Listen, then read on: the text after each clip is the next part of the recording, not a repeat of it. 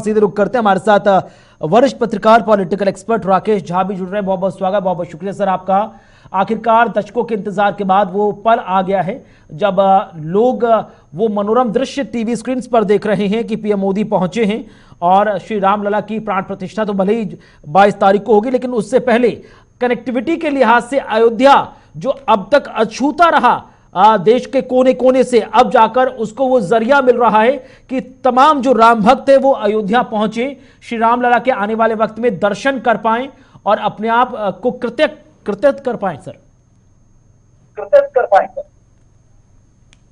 जी बिल्कुल कुणाल जी, ये बहुत ही ऐतिहासिक और बहुत ही गौरवमयी पल है, क्योंकि जिस तरीके से आपने देखा कि आपके रिपोर्टर वहां से बता रहे थे, क्योंकि एक लंबा इतिहास है और रामलला का जो मंदिर है और वहां से जिस तरीके से मंदिर को मस्जिद में कन्वर्ट किया गया और उसके बाद तमाम अड़चने आई, लड़ाइयां हुई, कानूनी लड़ाई हुई, इसके बाद सभी भारतीयों के दिल में यह राम जो है बसते हैं और ये हम सभी के लिए बहुत गौरव का विषय है। इसलिए क्योंकि मेरा ऐसा मानना है कि जैसे जैसे समाज के अंदर, देश के अंदर, राष्ट्र के अंदर राम जी के प्रति जो है भावना लगातार बढ़ी है, ऐसी परिस्थिति में उनका एक पदस्थ मतलब वहां पे स्थापित करना, उनकी अच्छी व्यवस्था करना, मैं समझता हूं कि ये सभी भारतीयों के लिए गौरवमयी पल है। आपने जहां तक कनेक्टिविटी का प्रश्न किया है, जाहिर सी बात है वर्तमान जो मोदी की सरकार है वो सरकार हमेशा विकास के मुद्दों को आगे रखती है और यही कारण है कि कई ऐसे राज्यों में इनकी विजय पताका भी लहराई गई है।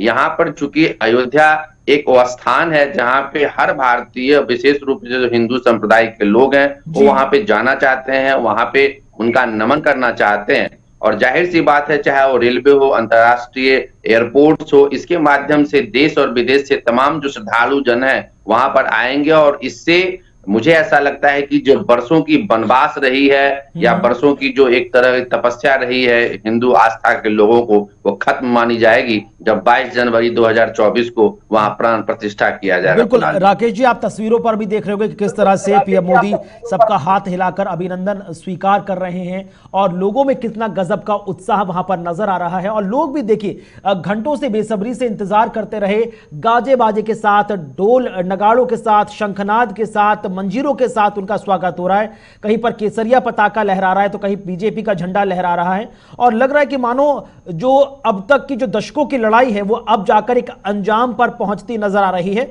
और जो एक वादा किया गया था मौजूदा सत्ताधारी दल ने तमाम लोगों से कि भाई हम श्री राम को टाट से निकालकर ठाट से एक भव्य मंदिर में विराजने का आपसे वादा करते हैं, तो आखिरकार अब वो वादा पूरा होता हुआ नजर आ रहा है। जी बिल्कुल, आपने जैसा कहा, देखिए एक लंबी लड़ाई है, इसका एक ऐतिहासिक पृष्ठभूमि में है, क्योंकि यहाँ पे जिस तरीके से सेक्युलर के नाम पे बहुत सारी चीजें हुई, वो भारतीय जनता पार्टी ने अपने इच्छा शक्ति और मैं कहूँ कि उनकी जो दृढ़ इच्छा शक्ति है उसके आधार पर इसको कहीं ना कहीं खत्म कर दिया गया। इसकी वजह हुआ है कि क्योंकि जिस तरीके से सुप्रीम कोर्ट के वर्डिक्ट आए और जनमानस की जो आस्था रही, क्योंकि यह आस्था का विषय है और आप देखेंगे कि जिस तरीके से हिंदू धर्म की आस्था वहां पे बनी रही और कहीं ना कहीं लोगों के मन में ये भाव खटक रहा था कि हमारे जो प्रभु हैं श्री राम है वो कहीं ना कहीं टेंट में है या उनकी जो स्थिति है वहां पर एक बहुत ही विचित्र स्थिति बनी हुई थी। ऐसी परिस्थिति में अपने जीवन काल में हम सभी लोग यदि ऐसी चीजें देखते हैं, जैसे मैं आपको बताऊं कि मैं भी एक बार अयोध्या अपनी माता जी के साथ गया और वहां पर देखा तो माता जी ने कहा कि शायद हमारे जीवन काल में इसको देख पाते हैं, वो इस दुनिया में नहीं है, लेकिन मैं आज उनको भी याद करके बड़ा भावुक हुआ हूं कि देखो माँ, आपके मंदिर बन रहे हैं। मेरा ऐसा मानना है कि हर श्रद्धालु,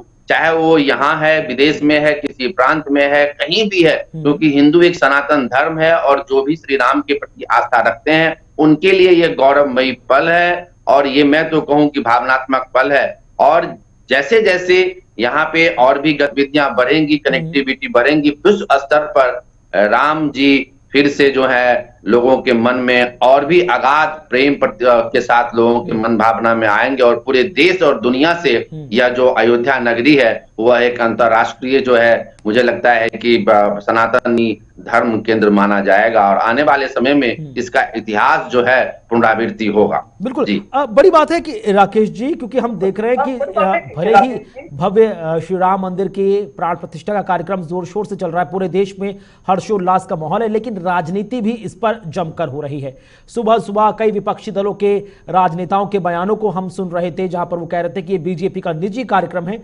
भगवान श्री राम की भव्य प्राण प्रतिष्ठा किसी भी पॉलिटिकल पार्टी का निजी कार्यक्रम कैसे हो सकता है, और वो भी उस देश में जहां पर राम श्री कण कण में विराजते हों। देखिए, ये हमारे देश का बड़ा दुर्भाग्य है कुणाल जी, क्योंकि आप जानते हैं कि राजनीति जो है, हालांकि ये राजनीति का डिफिनीशन बिल्कुल अलग ग्रीक स्टेट्स में दिया गया है, द पॉलिसी ऑफ स्टेट, लेकिन राजनीति को हमारे देश के अंदर में बहुत ही नकारात्मक प्रवृत्ति से भी कई बार देखा गया है। और यहाँ पे धर्म, संप्रदाय और तमाम ऐसी चीजों को भी हम राजनीति के अंदर में, स्वयं गांधी जी ने भी कहा था कि धर्म के बिना राजनीति जो है अधम है, और राजनीति के बिना धर्म अधम है। यानी कि दोनों का अनन्नाश्रय संबंध है। जिस संप्रदाय में, जिस देश में, जिस समाज में हम रह रहे हैं, वहां पे धर्म हमारा सर्वोपरि है। मैं यदि मानता हूं कि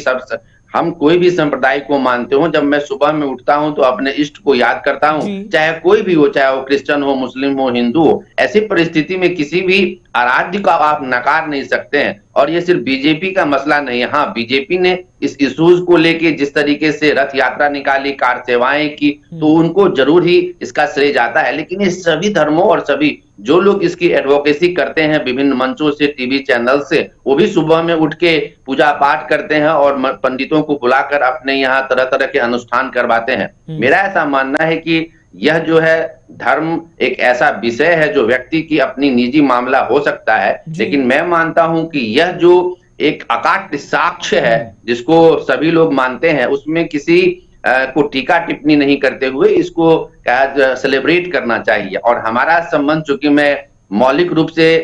मिथिला से आता हूं, तो हमारा संबंध तो देखिए कि एक जो ससुराल सीता माँ की जो है मायका जो है मिथिला कहा जाता है, पुनराधाम जनकपुर कहा जाता है। और वहां से जो है कई लोग वहां से गए हैं, और कई उसको हम लोग अपने देसी भाषा में सनेश कहते हैं, जिसको आज हम लोग गिफ्ट कहते हैं। सनेश लेके लोग वहां पे गए हैं कि श्री राम जी के लिए हम लोग ले जा रहे हैं। तो मेरा ऐसा मानना है कि कल्चरल जो भव्य रोड शो इस वक्त चल रहा है, गाड़ियों का काफिला है, और सड़कों के दोनों तरफ इस बार आप देखिए कि लोगों का हुजूम है। वो हाथ हिलाकर पीएम मोदी का स्वागत कर रहे हैं। तो पीएम मोदी भी अपने तरफ से हर एक व्यक्ति को जितना हो सके हाथ हिलाकर उनका अभिनंदन स्वीकार कर रहे हैं। और ये एक राजनेता का एक बहुत अलग सद्गुण माना जाता है कि भले ही वो देश के सबसे बड़े पद पर बैठा है, लेकिन उसने अपनी मौजूदगी हर एक व्यक्ति तक बनाई है। और बड़ी बात है राकेश जी, इससे पहले हमने देखा कि काशी विश्वनाथ का भव्य कॉरिडोर हो, या फिर उज्जैन में महाकाल का भव्य कॉरिडोर, और अब अयोध्या में भगवान श्री राम की नगरी का ये जो पूरा रामोत्सव, अपने आप में ये बताता है कि पर्यटन के लिहाज से भारत में कितनी असीम संभावनाएं मौजूद हैं। और हर एक संभावनाओं को ध्यान में रखते हुए उस हिसाब से काम करते हुए, इसमें भी आप देखिए कि कितने लोगों को व्यापार में, वो क्या नाम है, रोजगार मिल सकता है, एक नया जीवन मिल सकता है। ना सिर्फ वो अपनी परंपरा, अपने आध्यात्म, अपने सनातन धर्म से वो जुड़े हुए हैं, बल्कि उसका प्रचार प्रसार भी हो रहा है। बिल्कुल बिल्कुल, आपने कहा, देखिए जब पर्यटन का द्वार खुलता है तो हम मान सकते हैं कि उनमें जो है तमाम परिवर्तन आते हैं। और विशेष रूप से जो इकोनॉमिक फैक्टर है कुणाल जी, वो बहुत महत्वपूर्ण है। मैं तो बताऊं कि इंटरनेशनल जो इकोनॉमी है, जिसमें टूरिज्म का बहुत बड़ा स्थान है, पर्यटन का बहुत बड़ा स्थान है। आपको मैं बता दूं जानकारी के लिए कि स्विट्जरलैंड, जहां पे एक डावोस स्थान है, कहा जाता है स्विट्जरलैंड की सबसे बड़ी ऊंची पहाड़ी है, वहां पे वर्ल्ड इकोनॉमिक फोरम की मीटिंग होती है। और स्विट्जरलैंड, जो बहुत सारे लोग यहाँ एशिया और अफ्रीका से जाना जाते हैं, वहां की पूरी इकोनॉमी टूरिज्म पे है। यूरोप की बहुत सारी इकोनॉमी, जो देश की जो उनकी अर्थव्यवस्था है, वो पर्यटन पर आधारित है। ऐसी स्थिति में स्वयं हमारे माननीय प्रधानमंत्री माननीय मोदी साहब ने कहा है कि यदि हम वेडिंग इन इंडिया करते हैं, आज जिस तरीके से शादी विवाह घर से निकलकर आप देख रहे हैं कि बाहर और होटलों में, रेस्टोरेंट्स में और बाकी तमाम ऐसे रिजॉर्ट्स में हो रहे हैं, विदेशों में हो रहे हैं, ऐसी परिस्थिति में स्वयं माननीय प्रधानमंत्री ने कहा है कि यदि हमारे देश के अंदर ही विभिन्न स्थानों पे शादी की जाए तो ये हमारे लिए और इकोनॉमी, बिल्कुल लग रहा है कि उनसे बिल्कुल भी सब्र नहीं हो रहा है, इंतजार नहीं हो रहा है। वो गाड़ी पर बाहर निकलकर, आप देखिए इतनी ठंड है, लेकिन उसके बावजूद भी वो हर किसी का हाथ हिलाकर अभिनंदन स्वीकार कर रहे हैं कि कोई रह ना जाए, कोई ये ना कहे कि वो पीएम मोदी के रोड शो में आए लेकिन पीएम मोदी की झलक नहीं देख पाए। लिहाजा वो गाड़ी से बाहर निकलकर, चलती गाड़ी में वो बाहर निकलकर सबसे हाथ हिलाकर उनका अभिनंदन कर रहे हैं, नमस्कार कर रहे हैं, स्वागत कर रहे हैं, और ये दिखा रहे हैं कि मैं आपके मौजूद था, आपके बीच मौजूद हूं और मौजूद रहूंगा, भले ही एक प्रधान सेवक हूं, लेकिन आपके प्रति जो मेरी ड्यूटी है वो देखिए कि किस तरह से वो नजर आ रहा है। अभी ये काफिला अपने देखिए आगे बढ़ता नजर आ रहा है। कुणाल जी, बिल्कुल देखिए, जो राजनेता होते हैं और विशेष रूप से मोदी जैसे जो छवि वाले लोग हैं, जो ग्राउंड लेवल से जुड़े हुए हैं, यही उनकी महानता है। आप देखें कि पहले वो गाड़ी में थे, शीशे बंद गाड़ी में थे, सुरक्षा के प्रोटोकॉल होते हैं, लेकिन जब जनमानस को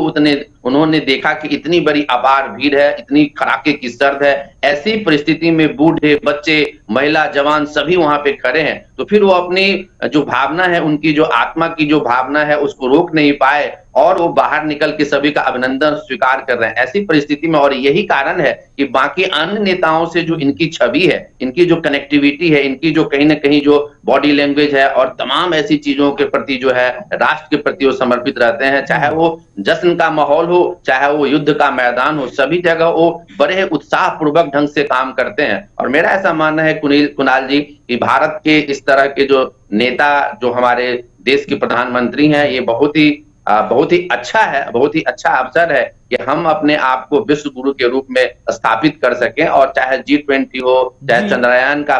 मसला हो, चाहे हमारे यहाँ जब भी क्राइसिस आए, चाहे दुख हो या सुख हो, उसमें दोनों परिस्थितियों में, इवन कोरोना के समय में भी आपने देखा कि जो उन्होंने लोगों से जो आह्वान किया, लोगों ने उनकी बातों को अक्षरशः पालन किया। मेरा ऐसा मानना है किसी भी व्यक्ति के लिए, किसी भी पॉलिटिशियन के लिए बहुत ही गर्व का विषय है, और यही कारण है कि उनकी कथनी और करनी को हमारे देश की जनता भी बहुत ही अच्छे शब्दों में, बहुत ही अच्छे तरीके से लेती है। मंत्रोच्चारण के साथ जगह जगह पर साधु संत समाज के लोग भी खड़े हैं, उनका स्वागत सत्कार करने के लिए तस्वीरें आप देख सकते हैं कि किस तरह से पीएम मोदी लोगों का अभिवादन स्वीकार कर रहे हैं, हाथ हिलाकर सबको नमस्कार कर रहे हैं, राम राम कर रहे हैं। और जगह जगह आप देखिए हुजूम उमड़ा हुआ है और सुरक्षा के कड़े दायरे के बीच पीएम मोदी अपने काफिले को आगे बढ़ाते हुए, लंबा रोड शो है लगभग 5 किलोमीटर का, और जिस तरह से जो जानकारियां मिल रही थी कि अब इसी रोड शो के माध्यम से आगे बढ़ा जाएगा, फिर इंटरनेशनल एयरपोर्ट जो महर्षि वाल्मीकि एयरपोर्ट है उसका लोकार्पण होगा, रेलवे स्टेशन का लोकार्पण होगा, और साथ ही साथ करीब 6 वंदे भारत ट्रेन को हरी झंडी यहां से दिखाई जाएगी। इसके साथ ही साथ जो अमृत भारत ट्रेन है उसको भी यहां से हरी झंडी दिखाई जाएगी, और इस बात को सुनिश्चित किया जाएगा कि अयोध्या नगरी न सिर्फ अंतर्राष्ट्रीय स्तर पर, अंतर्राष्ट्रीय पटल पर आध्यात्म सनातन परंपरा का केंद्र बने, बल्कि हर किसी व्यक्ति के लिए जो एक्सेस हो यहां पर पहुंचने का, वो बहुत आसान हो, ताकि हर कोई यहां पर बहुत आसानी से पहुंच पाए और श्री राम लला के दर्शन कर पाए। साथ ही साथ आपको बता दें कि करीब आज 7,500 करोड़ की लगभग परियोजनाओं का शिलान्यास है, लोकार्पण है, और इसी के साथ पीएम मोदी जनसभा को भी संबोधित करेंगे। अच्छा राकेश जी, क्या कुछ लगता है आज जब पीएम मोदी जनसभा को संबोधित करेंगे तो क्या कुछ महत्वपूर्ण मुद्दे होंगे जो वो अपने भाषण में शामिल करते नजर आएंगे?